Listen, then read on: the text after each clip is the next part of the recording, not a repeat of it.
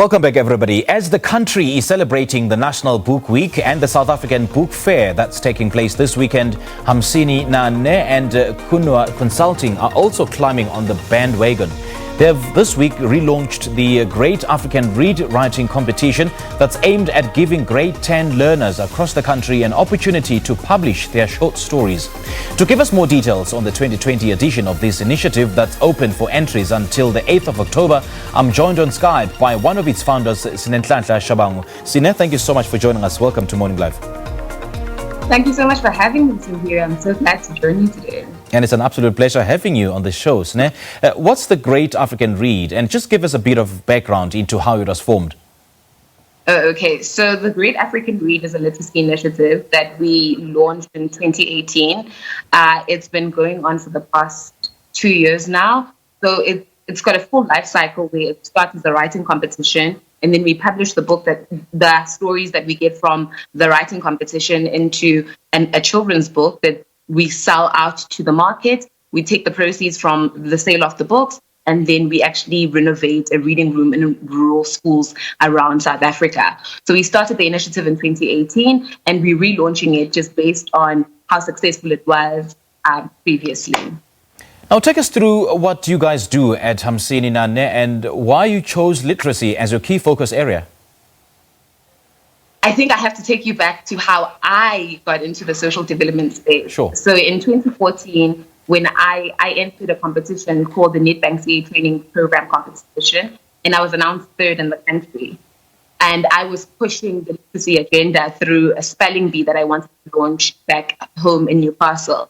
And it was primarily because I just didn't understand how people in 2014 at the time couldn't do something as basic as reading and writing. And even when you look at the stats today, 78% of grade 3 learners cannot read for meaning.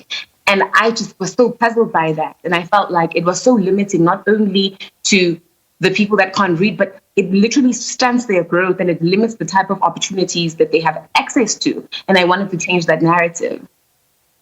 I know the specific topics that the learners must choose to base their short story submissions on, such as life during COVID-19, for instance, a digital world, Africa through my eyes, an African superhero saves the day. Take us through all that. Yeah.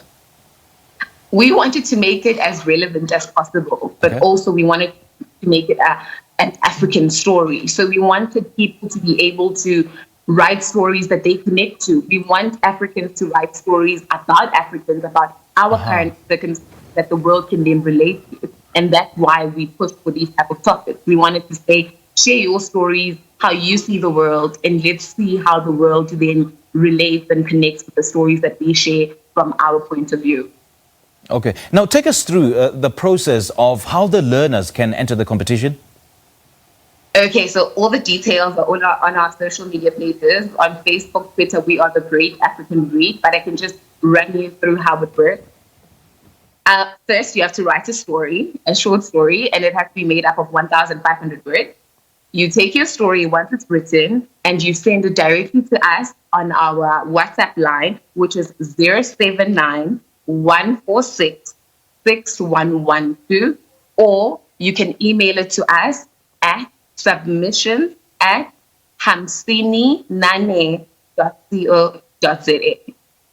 But all details are available on our social media page. Okay, and I've also mentioned that the lucky winners will have their short stories published. Tell us about this and what else winning this competition will do and mean for these learners. Okay, great, because I think we have bigger and better prizes this year. So the learners will not only get their stories adapted, and we are now going to publish stories on different platforms, but they also get to win 2,000 Rand, that cash prize. So the top 5 stories will get to win 2,000 Rand each story. Wow. And this was courtesy of the University of Johannesburg, the Department of Accountancy, that's been so keen to jump on and assist us with trying to get as much reach in terms of our competition. Okay, Sine, just briefly, let's talk about the purpose of the writing competition and why it's specifically targeting grade 10s. Well, when we sat down strategically, we thought that grade 11s and grade 12s are probably right now focusing on prelims and trying to just get through the academic year. So that's why we always try to get in with the grade 10s before they move on to grade 11 and grade 12. And it's primarily just to say, write your own stories. Let your stories then be heard, because the next leg of our competition will then be geared towards getting primary school learners to read these very same short stories. So it's a forward-thinking strategy where we're saying we want high school learners to write short stories that are then read by primary school learners.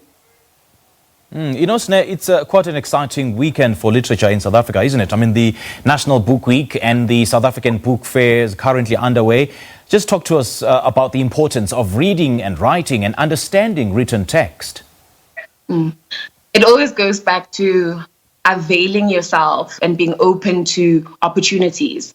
And I think it's important that people are able to read and write, because there are so many opportunities available, but they're only available for the literate. Yeah. So I think it's important that we try and we push literacy as an agenda, and we say, for you to really be able to write a business proposal, for you to be able to apply to a university, to get into these very prestigious fellowships, you need to be able to read and write, something that basic. So we want to just push the agenda to open those type of opportunities, not only for the literate, but for people that can't read and write right now, and say, you know what, let's push this agenda and get you to a position where you can actually better yourself and the people around you.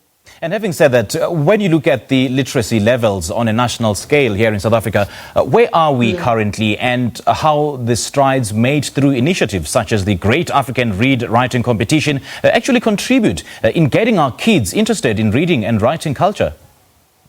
I think, one, it goes back to the stat that I just previously mentioned about how 78% of grade 3 learners not read and write for meaning. I think you also have to consider stats that 80% of South African learners actually don't have access to library facilities.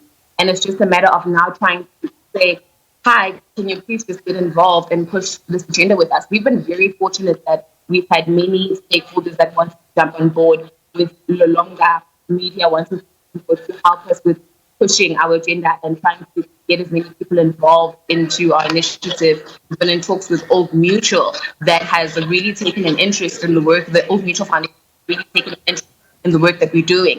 Because I think more than anything, organizations and people are starting to realize that this is a very serious issue. And for us to be able to move Africa forward, we need to start taking matters surrounding literacy very seriously. So what's the thought process of selecting the winners? I mean, what is the criteria that you guys apply in selecting the winners? One, I think we have a wide range of considerations that we have, but our first one is definitely originality. We want stories to be native. We want it to be original. We don't want you to mimic someone else's voice, but we want you to tell it the way you feel like it needs to be told. We want to hear the essence of your own voice, and we want to share that with the world. So if people can just get that across, where you are sharing your own story, and that we can then pass those over to the world, goes a long way. So originality in your stories, just you really sharing your own stories with us. All right, great insights there, Sine Shabangu. Thank you so much for chatting to us. And just a quick one, just remind us again of the competition that includes the closing dates, who is eligible, the topics, and how and when winners will be chosen. Okay, so we officially launched the competition on the 8th of September, which was International Literacy Day. It will run until the 8th of October 2020. We're hoping to get as many entries across the country, so please do jump on. We want people to be writing stories with regard to the following topics. So life during COVID-19 in South Africa, digital world, Africa in my eyes, and an African hero saves the day. So submit your story, be made up of 1,500 words. Send it over to Hamsini at submissions@hamsini.com. All right, Sine Shabangu, great chatting to you. Thank you so much for your time. Oh, thank you so much for having me. Good stuff. That was Sine Shabangu. She's the founder of Hamsini, and we're just discussing their Great African Read Writing Competition that's aimed at giving grade 10 learners a publishing lifeline. Your sports